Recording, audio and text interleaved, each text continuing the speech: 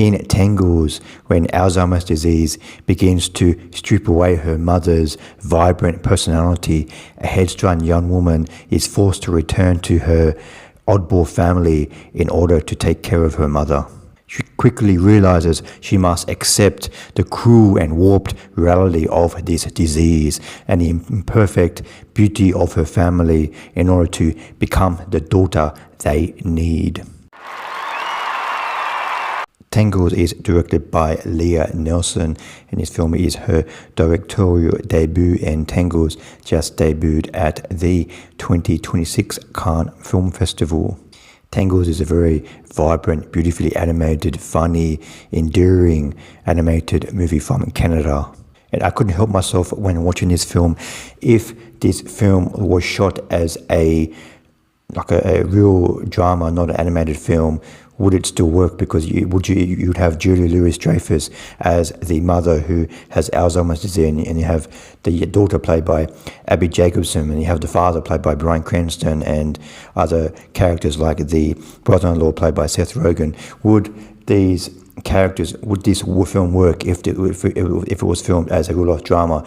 And I just think to approach this film as an animated film is probably one of the reasons why this film works so well. I just don't think it would kind of off a little bit sentimental and corny if it was a real life drama. And there have been films that have dealt with Alzheimer's disease before, but I just think the way this film is animated, the way the characters all in this film all seem real, and I think it's able to take liberties with the characterization and with the animation style.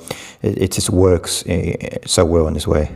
But this film really could be filmed as a drama. Apart from, there are some scenes like dream sequence scenes, and some scenes where the family goes into a holiday in Mexico, and the animation gets really surreal and bizarre. But other than that, this film really could have been filmed as a drama. But I think it would have. It excels much more as an animated film. And this film is really an animated film for adults. It has some sexual content. It has some really adult themes.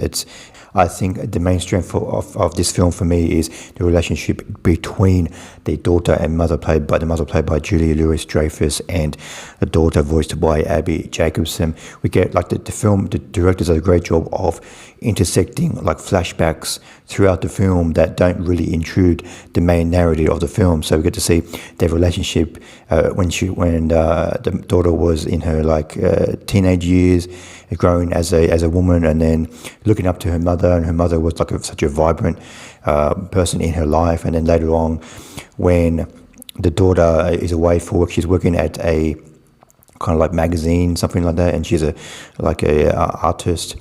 And when she goes back to home to see her family, and when she goes back to see her mother, she seems something's not quite right about her mother, and everybody's kind of tiptoeing around what's really going on, and her mother is acting strange, she's forgetting normal things, forgetting how to open a door and stuff like that. So her daughter can sense that something's going on, and her family is kind of avoiding the whole thing. It's not really until about the 45-minute mark of the film when finally a doctor in the film diagnoses the mother with some kind of Alzheimer's disease, but the daughter, Abbi Jacobson, she has to go back home to work, and then by the time she goes back in the second half of the film to see her mother again, her disease has gotten much, much worse, and she has to stay and look after her mother.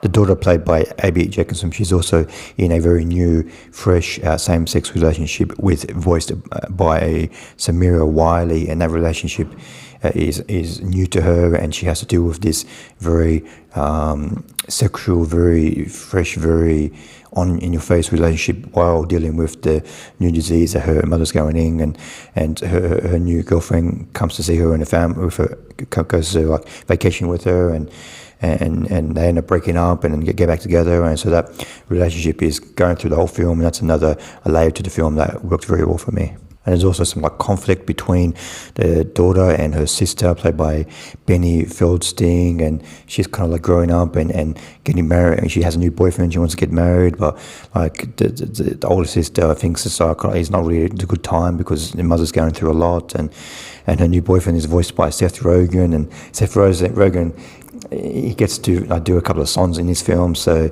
he's not really in the film a lot, he's mainly in the second half of the film, but he does get to sing a couple of songs in this film. And the daughter also has a nice relationship with her father, played by Bryan Cranston, and the Bryan Cranston father character, he's a bit of a nerd. He likes to talk about history and science and stuff like that, and he's kind of like in denial, even like through most of the film. Like in the first half of the film, he's in denial that he thinks so.